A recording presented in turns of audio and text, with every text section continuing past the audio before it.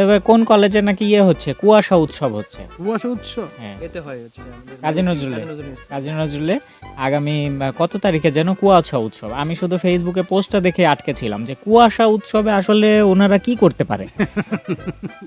বোতলে ওইটা কুয়াশা নিয়ে যাবো ঢাকায় যদি হতো আমি যেতাম কুয়াশা উৎসবে। কুয়াশা উৎসবে, হ্যাঁ দেখতেন আমরা রোজ যাই, আমি মাঝে মাঝে ঠাডা যাই রোদ। এই program। কিন্তু এত দূরে কি করে যাব। মনে করেন যে কুয়াশা উৎসব, ওই দিন ঠাডা রোদ, তাহলে কি হবে? আচ্ছা, এটা কোথায় কুয়াশা উৎসব? এটা হচ্ছে কাজী নজরুল ইউনিভার্সিটি ত্রিশাল হয়। ময়মনসিং। হ্যাঁ ময়মনসিংহ। আচ্ছা, মানে কি কুয়াশা পরে খুব? কুয়াশা যখন পরে তখনই প্রোগ্রামটা করে। কুয়াশা যখন পরে তখনই প্রোগ্রামটা করে। এই রিস্ক তো নেওয়া যাবে না। এটা হওয়া উচিত ছিল হিমালয় টিমালয়ের কাছে।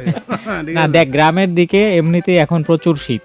হ্যাঁ, এখন প্রচুর প্রচুর শীত এবং সকালবেলা কুয়াশা পড়বে, এটা মাস্ট।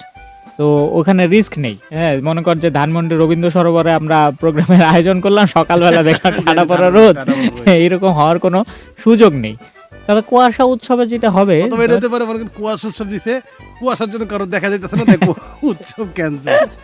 এত কুয়াশা পড়ছে, কুয়াশায় কোনো লোক দেখা যাচ্ছে না। যেমন বৃষ্টি কি বর্ষা উৎসব, হ্যাঁ বর্ষা উদযাপন, বৃষ্টির কারণে বর্ষা উদযাপন, বৃষ্টির কারণে দর্শক আসে নাই। পরিত্যক্ত ঘোষণা করলো।